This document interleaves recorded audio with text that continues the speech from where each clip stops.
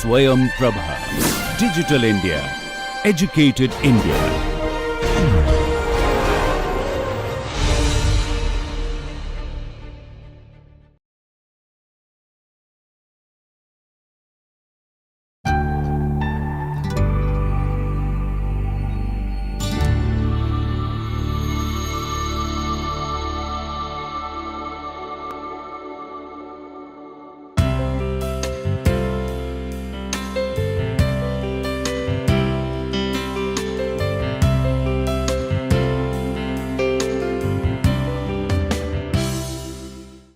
Good morning and welcome back to the lecture series on partition of India in print media and cinema.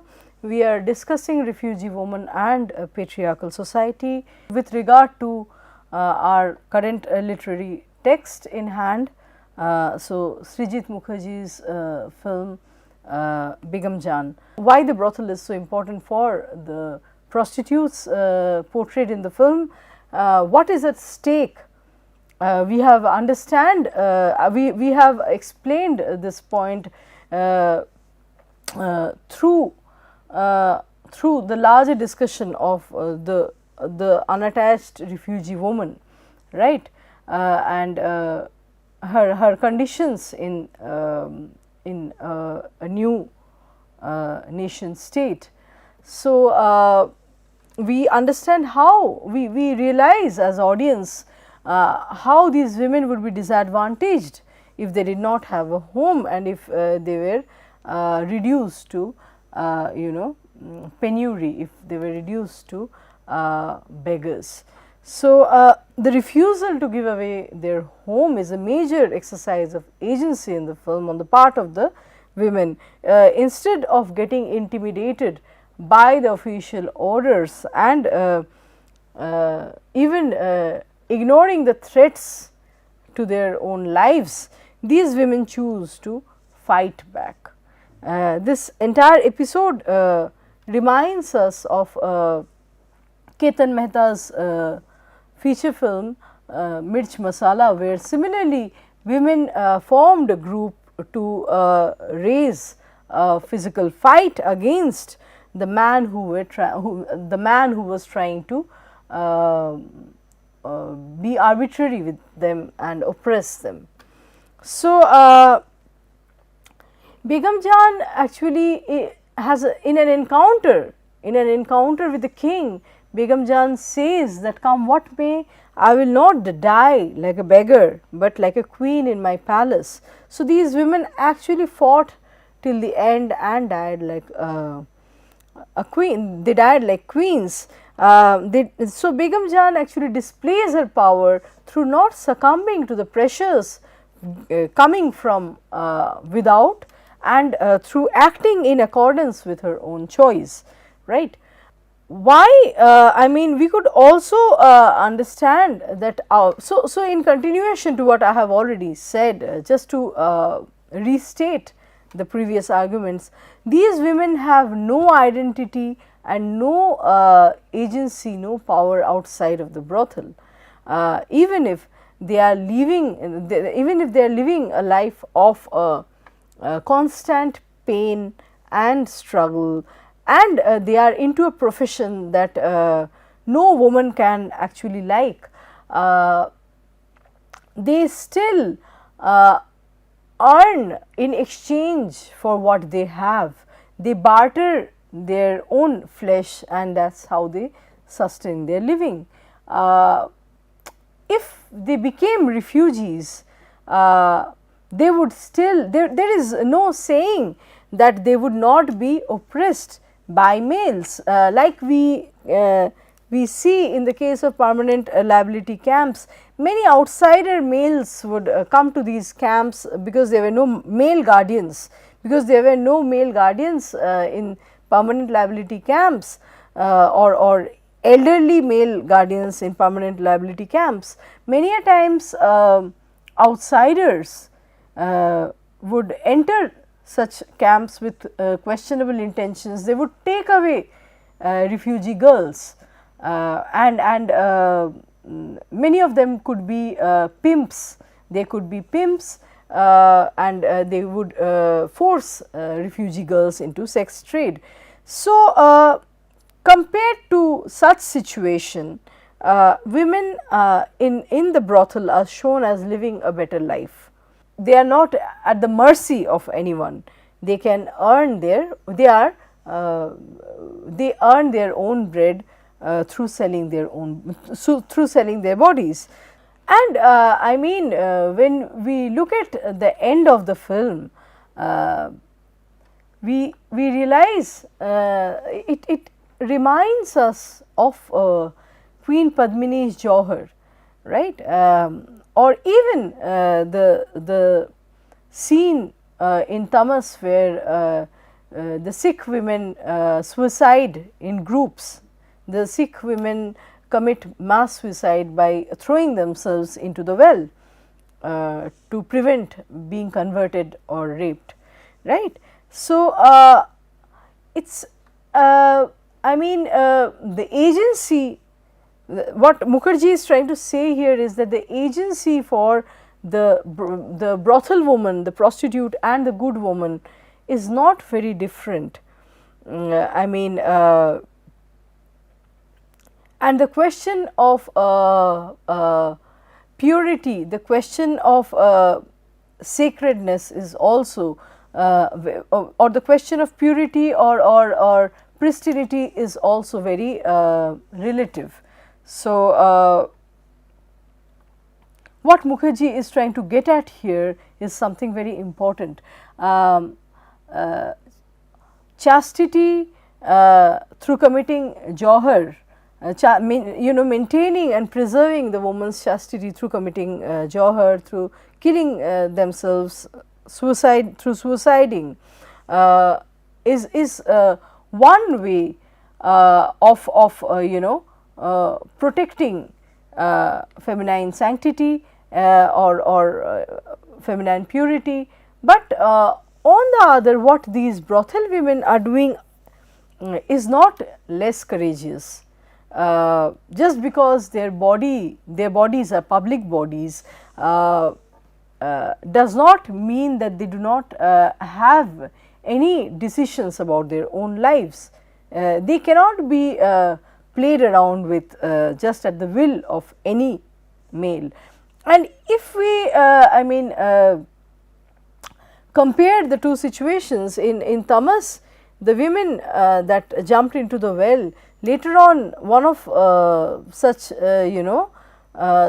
such martyrs' husband goes around asking, goes around searching for her corpse because he wants to take off the jewelry from the corpse's body, which puts the entire, which actually questions the magnanimity or the grandness of this entire act.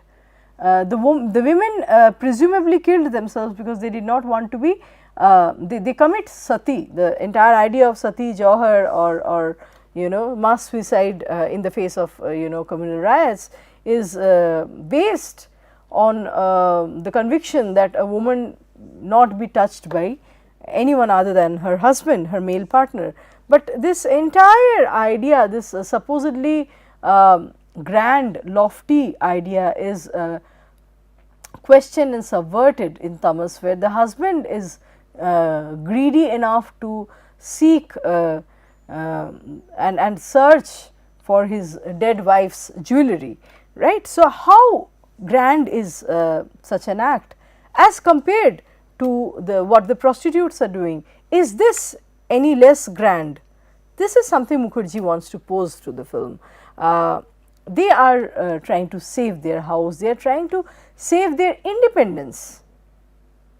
What is important is that they are, in an independent country, they do not want to live as beggars. They are free women and they do not want to give up this freedom. And in the film we see at one part Begum Jahan herself uses the word partition to connote murder. So, she says that if you try to seize this house, if you try to confiscate or take away this brothel house from us, which is our only possession, तो फिर partition कर देंगे. And when she says that partition कर देंगे, she means that she is going to cut the person apart. So this is also something that you know is it deeply reflects on how the feminine sensibility actually understands partition. Women that are against war, women that are not really literate enough, who are earning their living through flesh trade, they do not see partition as something grand. They see it as synonymous with cutting a human apart, cutting a person apart. It is partition is a word that Begum Jain uses to connote murder, right. So, it is used pejoratively. Even though these women exercise their agency by putting up their fight, they are, so these we see that these women are victims as well as agents. They are a mishmash of both, facing a situation of losing their sole means of survival, which the brothel is, and that too for an imaginary line drawn by a man who does not belong to India, who does not know about India, who just belongs to a position of power, and a man that is far away from their reality, from the epicenter of their reality. The irrationality, the arbitrariness around this entire situation is a metaphor of what happened in the large scale, how the idea of dividing the country arrived, how the idea of dividing the country was passed by a handful people. The brunt was you know faced or borne by the commoners. So, these women are, like I said, a mishmash of victimage and agency. Now, talking about the trade of prostitution, talking about prostitution as a trade, Roger Matthews states, he is referring to Carol Petman and Sheila Jeffries, who argue that engaging in prostitution involves a form of intimacy which is qualitatively different to simply providing one's labor and is bound up with one's sense of self and identity. A prostitute is constantly unmade, is the unmaking of the person's identity and self that is involved in the profession. The degree of choice that women and girls exercise when engaging in prostitution is severely limited. Indeed, most women enter into prostitution when they run out of all other choices, or they are pressurized, manipulated or coerced in some way. So, the different forms of victimization or victimization experienced by women involved in prostitution have been well documented. In many respects, their victimization actually emerges from their stigmatized and marginalized status. And this victimization could be understood through a range of meanings. It could involve, it could include child abuse, trafficking, sexual and mental health problems, even some of the diseases that many of the prostitutes contract through this business. So, prostitution is also a very common profession that women that were separated from their families during partition were put into. And so, the movie actually throws an insight into the lives of sex workers during the period of partition, against the backdrop of partition, and it shows us how they are constantly they are constantly shuttling between victimage and agency. So, for a prostitute, victimization or violence comes from different quarters. It comes from the pimps, from the partners, from the punters, and violence is actually used on them as a way of reinforcing their subordinate status, and also reproducing their body as commoditized, as something that has been bought as a commodity by the client for a given period of time. And violence is also used often by the customers or the clients to flagellate, to celebrate their male privilege and male power basically. The women in the brothel, as we see in Begum Jaan, they face violence on a daily basis. There are multiple episodes of men attempting to abuse them, and one particular scene is that of Rubina running out of a room in panic, where we understand that so Rubina is running out of the room in one of the scenes, and she is running out, she is panic stricken, and the other women actually beat up the client, because it implies that the man was trying to rape her brutally.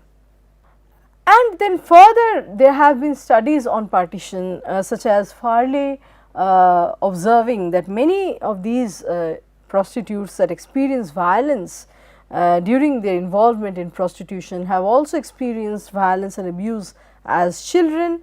Many women, there is this graduation of harm that continues throughout their lives. As child, if a woman is abused, such a female usually tends to be linked to prostitution in two different ways. Either the experience of abuse makes the individual debase their body, devalue their own body, and they become prone to selling sex, or alternatively they run away in order to escape abuse, and yet they become vulnerable, and ultimately they engage they engage in this vicious circle of selling the body and becoming part of sex trade in order to survive, right.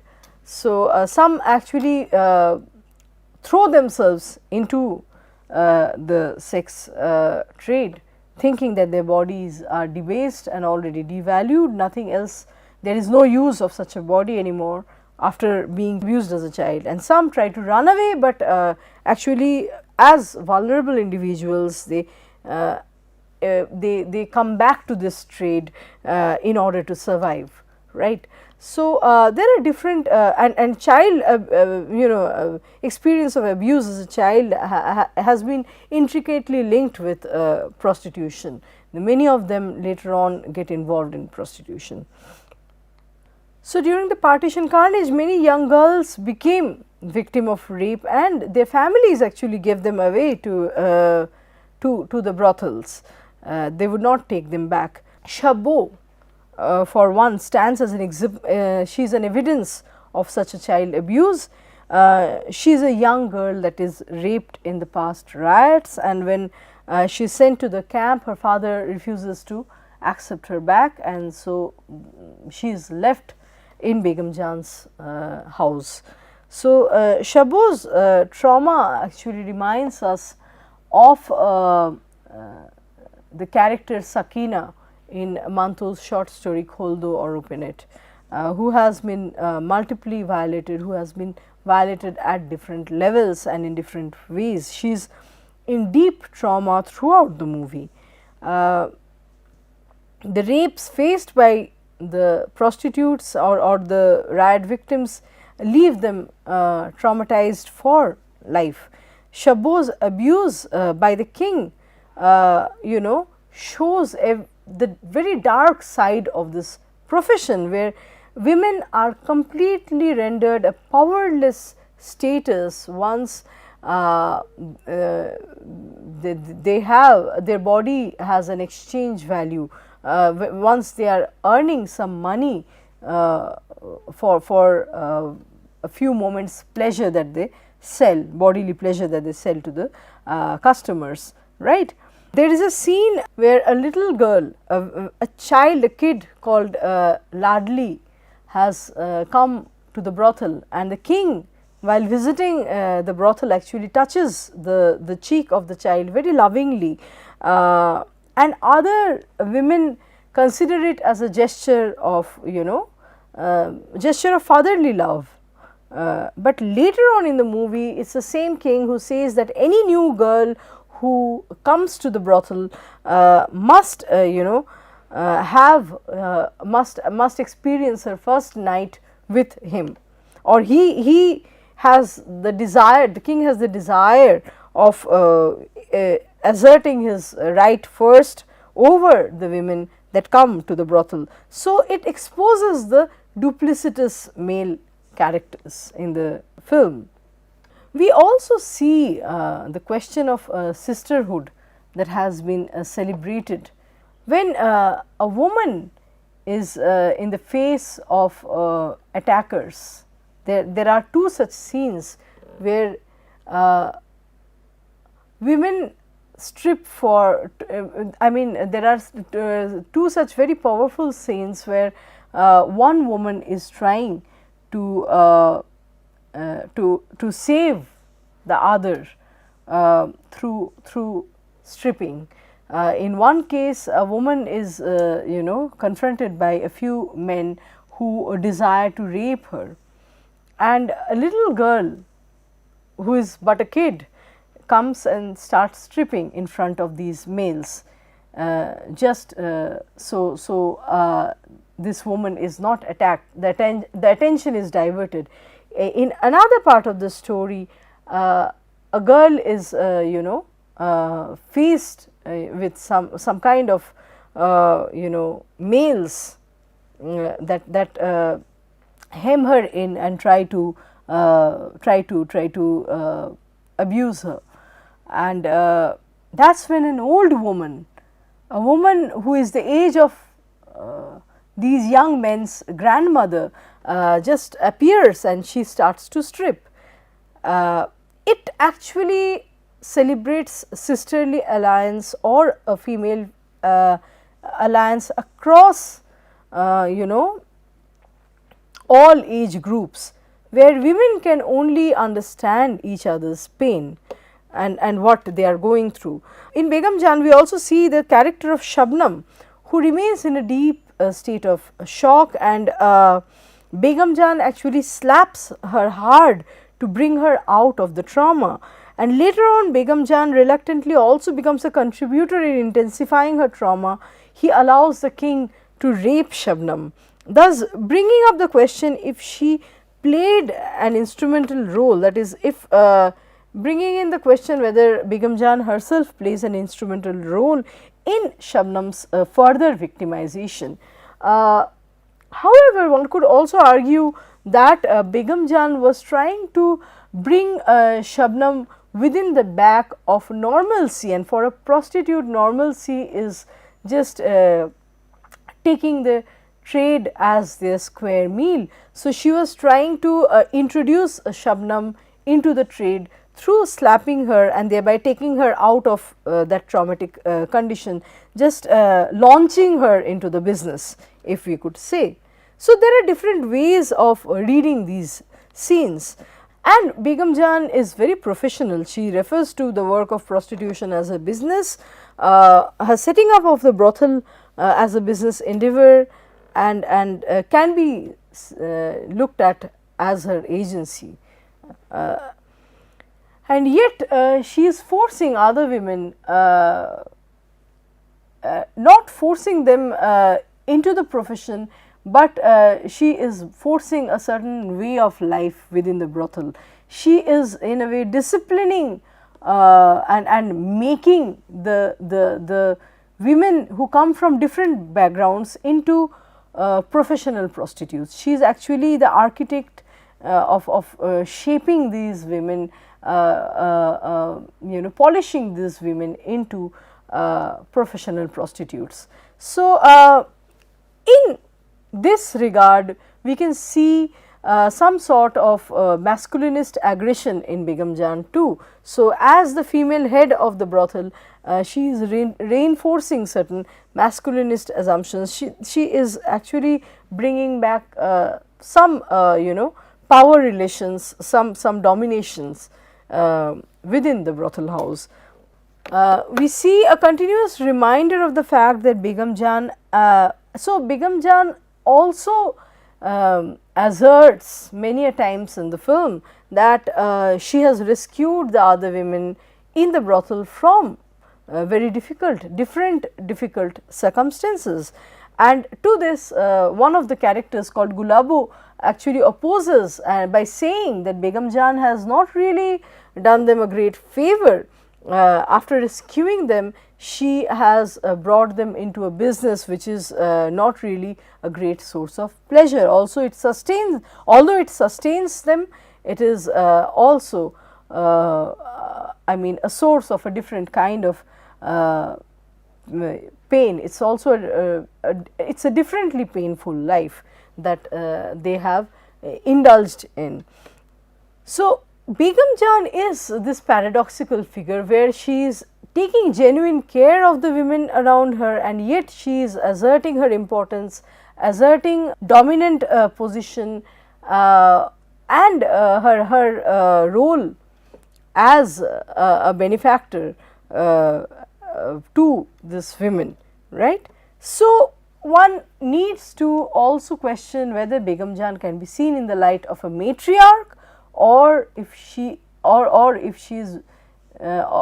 is bringing back the same values, the same patriarchal values from which these women through which these women have been victimized. Is she a leader of the females, or is she merely a female patriarch who is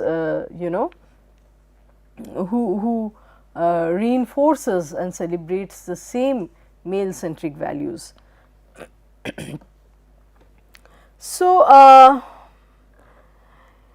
we see that even the independence, in the larger schema of things, these women do not engage with the larger schema of the nation. So, for example, in the scene of independence, in the scene when India gains independence, the women in the brothel are they are celebrating the day with some crackers, there is some firecrackers. Begum Jahan is, however, very careful that these crackers should not burn their faces or defile them in any way, because it is bad for their business. It will ruin their appearance, and for a prostitute's trade to go well, the physical appearance is very important. So, she is wary, she is skeptic that there be no accident because through these firecrackers, and she basically is also treating these women and seeing these women through the lens of the male clients. She says that these women will be of no use, and they will have to be thrown out of the house if their appearance is deformed because of the firecrackers. So, she is actually acting as a cog, as an architect and a cog, a puppet of the patriarchal system.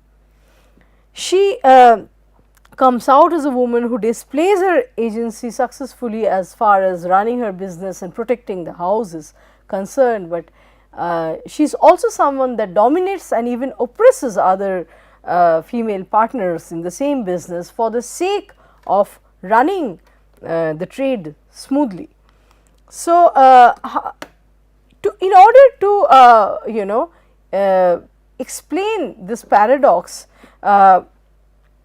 Indrajit Hazra actually the dual trait in Begum Jahan's character is in fact very natural. He explains the need of this contradictory traits in Begum Jan's character.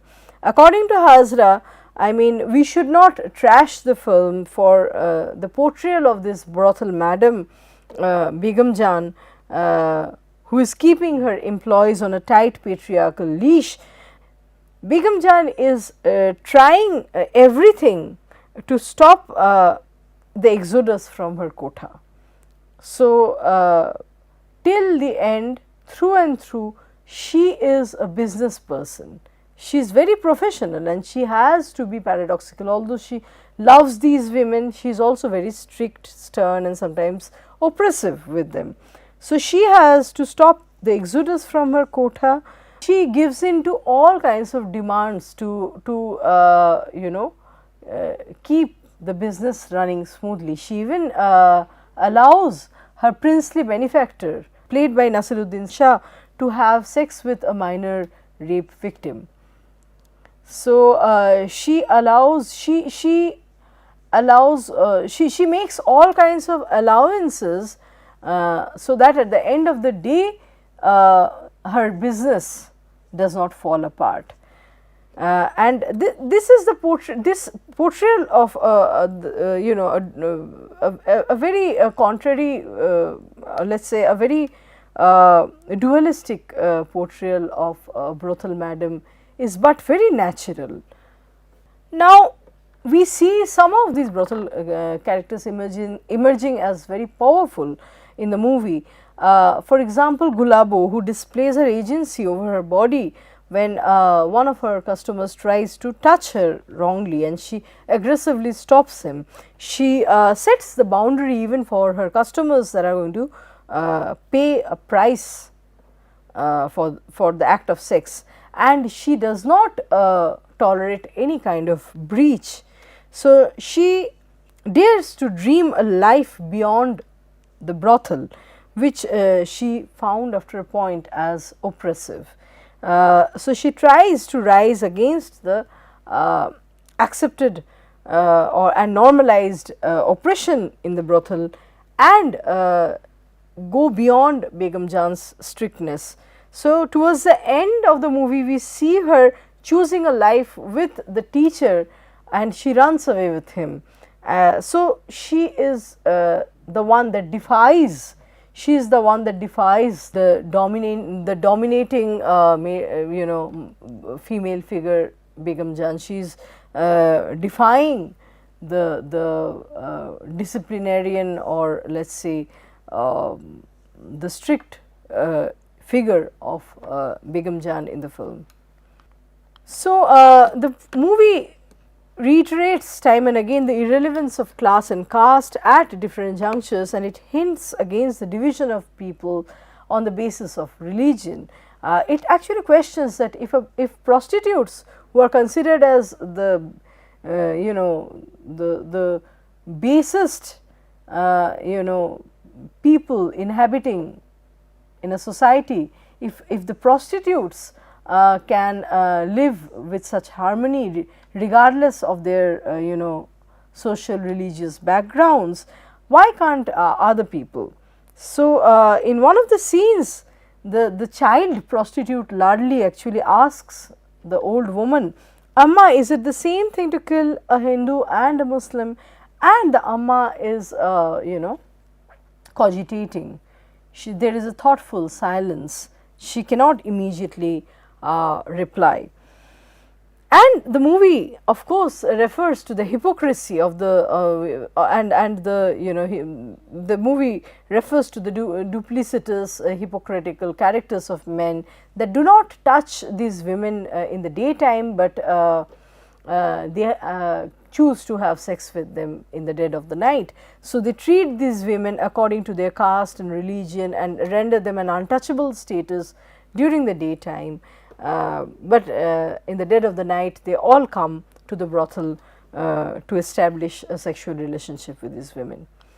And on the eve of independence, Begum Jan says something very important. She says, independence is only for men. Women do not even have the freedom to hurl abuses. How can we hurl abuses at our mothers and sisters? Further, she says, for a prostitute, all days are the same. Once the lights are off, men are just men. Hindu, Muslim, Brahmin, untouchables, they are all the same when the lights are off.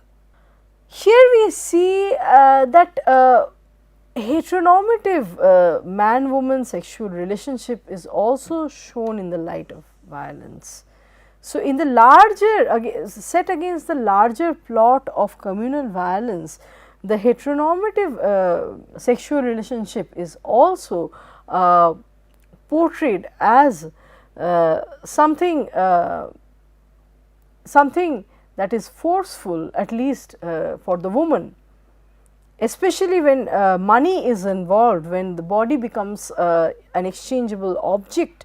The question of violence amplifies, right. And when Begum Jahan says that independence is just for men, she refers to the fact that politics, war, claiming of territories, claiming and reclaiming and conflicting for territories are all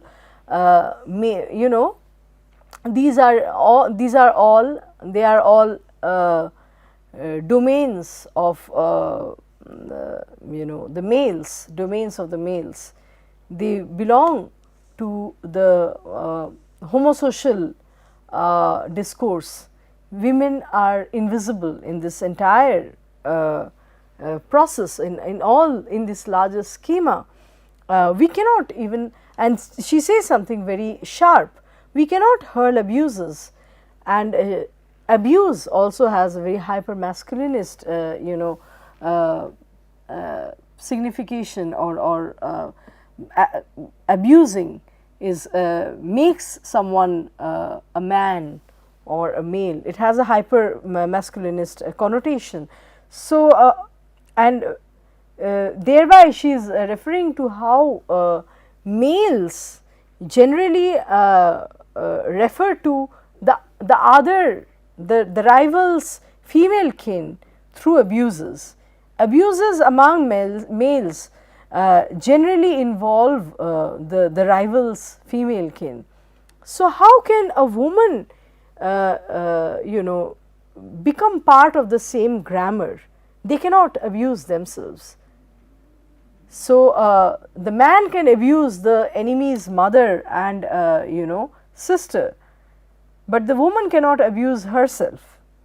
That is why a woman, there is a kind of linguistic crisis also, which prevents the woman from becoming part of the mainstream masculinist discourse. It entails some criteria. To be able to abuse is male, to be able to fight for territory and fight around the body of the woman, around the question of purity of the woman. These are parts of the homosocial discourse, and the woman has no role whatsoever to play, leave alone the prostitute woman. Even the normal woman, the good woman, has no role to play, rather than supporting her male kin as a good partner. So she is aware. I mean, this dialogue that all men are same after the lights are off exposes or tells the audience about her awareness of her gender and her position in the society as a woman, as a prostitute.